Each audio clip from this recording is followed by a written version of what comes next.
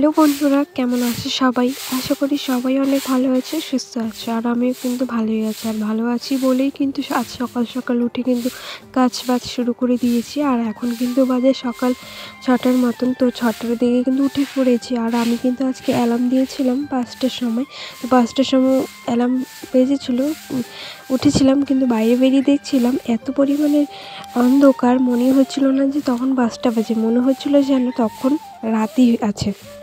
তো যাই হোক, তারপরে আবার শুয়েছিলাম, তখন আবার একটু পরে উঠে গেছিলাম 6টার দিকে। উঠে কিন্তু এই যে আমি উঠানটা ঝাড় দিয়ে নিলাম, বাসি উঠানটা যেহেতু, ঘরটা যেহেতু, উঠানটা ঝাড় দিয়ে নিলাম। আর উঠানটা ঝাড় দিয়ে কিন্তু আজকে তাড়াতাড়ি রান্না বসাবো, যেহেতু কিন্তু 9টার দিকে আমার হাজব্যান্ড কাজে যাবে। তাই কিন্তু তাড়াতাড়ি উঠোনটা ঝাড় দিয়ে এখন চলে যাব বাথরুমের দিকে। বাথরুমের দিকে এসে কিন্তু আমি বাসি জামা কাপড়গুলো ছেড়ে এখন কিন্তু ব্রাশটা নিয়ে নিয়েছি। ব্রাশটা করে তারপর কিন্তু চলে যাব রান্নাঘরে। তো চলো আমি ব্রাশটা করি, তারপর তোমাদের সাথে আবার পরে কথা বলছি। রান্নাঘরে এসেই প্রথমে রান্নাঘরটা ঝাড় দিয়ে নিয়েছি, সেটা আর দেখানো হলো না। তো রান্নাঘরটা ঝাড় দিয়ে জল টল এনে এখন কিন্তু এক পাশে আমি চা বসিয়ে দিয়েছি, আর এক পাশে কিন্তু ভাত বসিয়ে দিলাম। তাড়াতাড়ি করে রান্না করতে হবে, যেহেতু অনেক সবজি টবজি কাটবো, তাই ভাবছি ভাতটা বসিয়ে দিই। আর জলটা একটু গরম হয়ে গেছে, তারপর কিন্তু আমি চালটা দিয়ে নিলাম। তো চালটা কিন্তু দেওয়ার পর ভাবছি কী রান্না করব।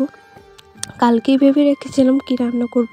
তো ভাবছিলাম ডিম আছে যেহেতু, তাহলে ডিম রান্না করব, 2টো ডিম দিয়ে রান্না করব। আর দেখো এখানে কিন্তু আমি চায়ের জন্য চিনি চা পাতা দিয়ে দিলাম। তো চিনি চা পাতা হয়ে গেলে বাবাকে দিয়ে দেবো, যেহেতু বাবা আজকে কাজে যাবে সকাল সকাল, তাই জন্য। আর এখানে দেখো 2টো কিন্তু ডিম দিয়ে দিয়েছিলাম, সিদ্ধ দিয়ে কিন্তু রান্না করে নেব।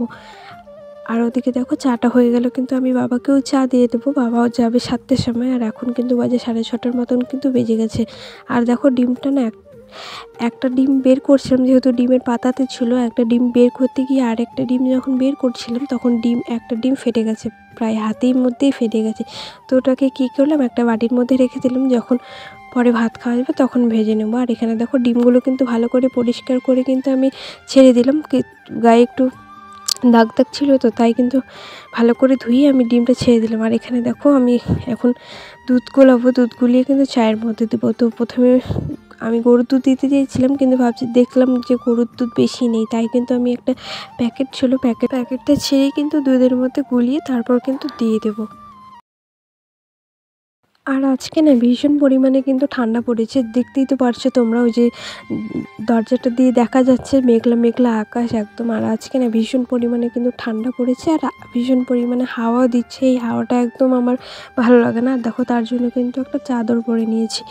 তো আমার দেখো কথা বলতে বলতে কিন্তু ওদিকে কিন্তু চাটা হয়ে গেছে, চাটা ভালো করে ফুটুক, তারপর কিন্তু দিয়ে দেবো। আর এদিকে দেখো ভাত কিন্তু হয়নি এখনও, প্রায় হয়েছে, আর কিছুক্ষণ হলে হয়ে যাবে। আর এদিকে দেখো পেঁয়াজ আর টমেটো কেটে রেখেছি, আর লঙ্কা।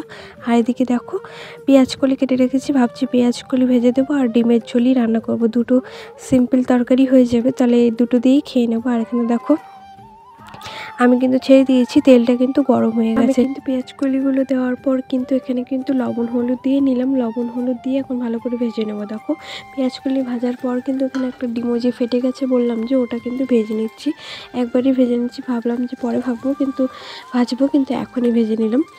ওই যে ডিমটা ফেটে গেছে ওটাই ভেজে নিলাম, এটাও কিন্তু দিয়ে দেবো ঝোলের মধ্যে, ভাবছি দেবো কি না।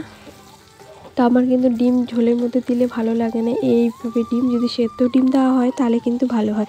আর দেখো এদিকে কিন্তু ভাত নামিয়ে ফেলেছি, আর এখানে ডিমটা ডিম কিন্তু ভাজতে বসিয়ে দিয়েছি, আর এদিকে আলুগুলো কিন্তু ছুলে নিয়েছি। ঝোলটা কিন্তু হয়ে এসছে, আর এখন কিন্তু আমি ডিমগুলো ছেড়ে দেব। ডিমগুলো ছেড়ে দিয়ে একটু গরম মশলা দিয়ে নামিয়ে নেব। আমার কিন্তু রান্নাবান্না একেবারে কমপ্লিট হয়ে গেছে, এবার গরম মশলাটা দিয়ে নামিয়ে ফেলবো। এদিকে ভাত আছে, এদিকে ডিমের ঝোল। তো চলো রান্নাবান্নাটা হয়ে নাও, পরে তোমাদের সাথে আবার কথা বলছি। রান্নাবান্না কমপ্লিট করে রান্নাঘর ভালো মতন পরিষ্কার করে ঘর মুছে তারপর কিন্তু উঠোনটা আরেকবার ঝাড় দিয়ে নিয়েছিলাম, তারপর কিন্তু স্নানে চলে গেছিলাম। স্নান থেকে এসে এবার কিন্তু পুজোর কাজে লেগে পড়েছি। পুজোর কাজে লাগার প্রথমে কিন্তু ভাবছি ফুলগুলো নিয়ে এসি, নয় ফল কালকে রাতে, তো ওইগুলো হলো গোছানো হয়নি। গুছিয়ে রাখবো। ভাবছি কোথায় গুছিয়ে রাখি,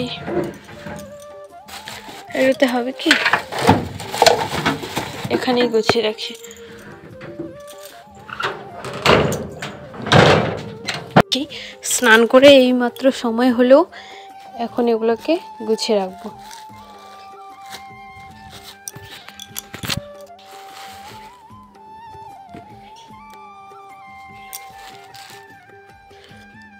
কমলা লেবু,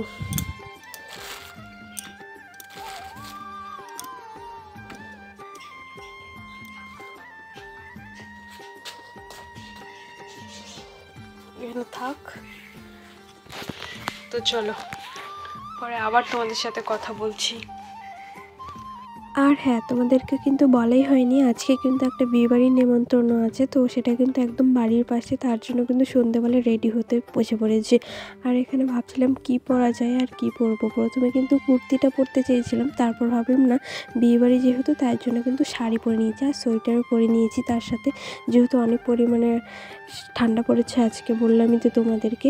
তারপর কিন্তু বিয়েবাড়ি চলে এসেছিলাম। বিয়েবাড়ি এসে কিন্তু প্রথমে কিন্তু একটু বসে থাকার পর খাওয়ার দিকে চলে গেছিলাম। খাওয়া দাওয়ার পর এখানে একটু ভিডিও করে নিলাম। তারপর ওখানে গিয়ে দেখছি বিয়ে কিন্তু প্রায় স্টার্ট হয়ে গেছিলো। এখানে কিন্তু বউকেও নিয়ে এসেছিলো, আর বউকে কিন্তু এখন ঘোরাবে। আর এইভাবে 7 ভাইরা মিলে ঘোরাতে হয়, তো এটা 7 বার ঘোরায় না কবার ঘোরায় সেটা কিন্তু আর মনে নেই। তো ঘোরানোর পরে দেখো মালা বদল কিন্তু শুরু হয়ে গেছে। আর আমরা কিন্তু সম্পূর্ণ বিয়েটা দেখতে পাইনি, যেহেতু অনেক রাতে হয়েছে। এখন কিন্তু 11টার মতন বেজে গেছে, আর আমাদেরকে কিন্তু বাড়িতে যেতে হবে, যেহেতু কালকে আবার সকাল সকাল উঠতে হবে।